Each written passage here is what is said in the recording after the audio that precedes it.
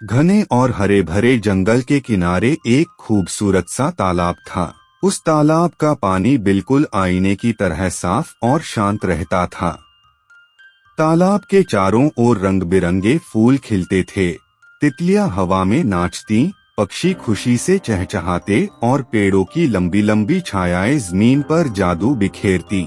उसी तालाब में और उसके आसपास कई जानवर और पक्षी आते जाते थे, लेकिन उन सब में दो खास दोस्त सबसे ज्यादा मशहूर थे। एक मोर जो अपने हसीन और रंग बिरंगे पंखों पर नाच करता था, और एक बत्तख जो अपनी तैराकी और पानी में खेलने के हुनर पर गर्व करती थी। दोनों अक्सर साथ बैठते, मगर छोटी छोटी बातों पर उनके बीच बहस छिड़ जाती। मोर हर रोज सुबह सवेरे तालाब के किनारे खड़ा होता, पानी के आईने में अपने पंखों को देखता, उन्हें फैलाकर नृत्य करता और फिर गर्व से कहता, वाह देखो, जंगल में मेरे जैसा कोई नहीं। ये रंग, ये खूबसूरती, ये शान, सब मुझ पर ही फिदा हैं। बत्तख जो पास ही पानी में गोते लगा रही होती, हल्की मुस्कान के साथ जवाब देती, खूबसूरती अच्छी बात है दोस्त, मगर जिंदगी में सिर्फ खूबसूरती काफी नहीं होती। हुनर, काबिलियत और दूसरों के काम आना ही असली शान है। देखो, मैं पानी में तैर सकती हूँ, गोते लगाकर मछलियाँ पकड़ सकती हूँ, और कई जानवरों को तैरने की जरूरत पड़े तो उन्हें साथ ले जा सकती हूँ। ये भी बड़ी खूबी है।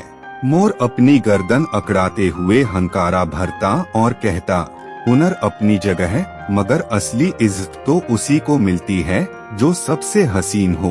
तैरना, गोते लगाना, ये तो कोई भी कर ले, मगर ऐसी शानदार खूबसूरती सबके नसीब में कहाँ। बत्तख चुप हो जाती, मगर मन ही मन सोचती कि शायद एक दिन मोर को हकीकत समझ आ जाएगी। समय बीतता रहा और दोनों दोस्त अपनी अपनी जिद पर कायम रहे। एक दिन जंगल में मौसम ने अचानक करवट ली। बादल घने हो गए, बिजली कड़कने लगी और आसमान पर अंधेरा छा गया। फिर जोरदार बारिश बरसने लगी।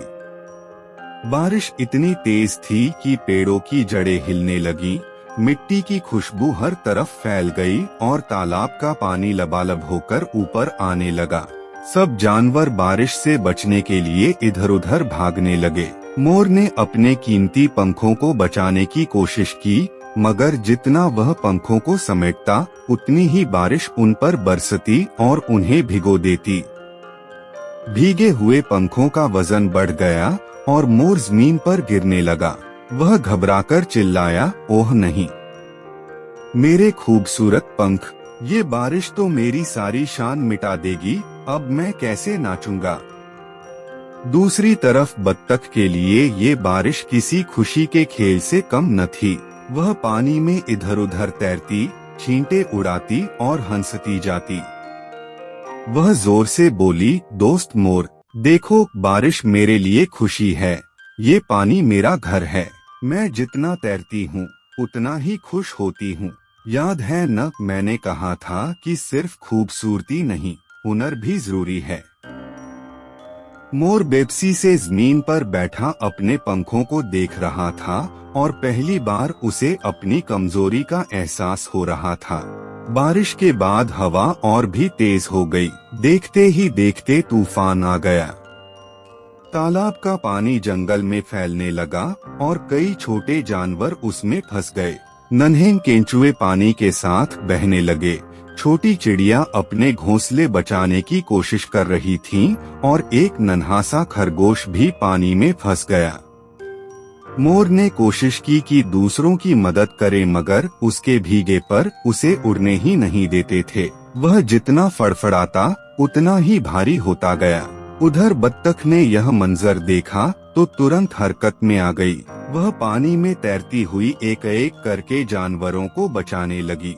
कभी वह केंचुओं को अपनी चोंच में दबोचकर किनारे पर रखती, कभी नन्ही चिड़ियों को अपनी पीठ पर बिठाकर सुरक्षित जगह तक पहुंचाती और कभी खरगोश को पानी से निकालकर किनारे पर छोड़ देती।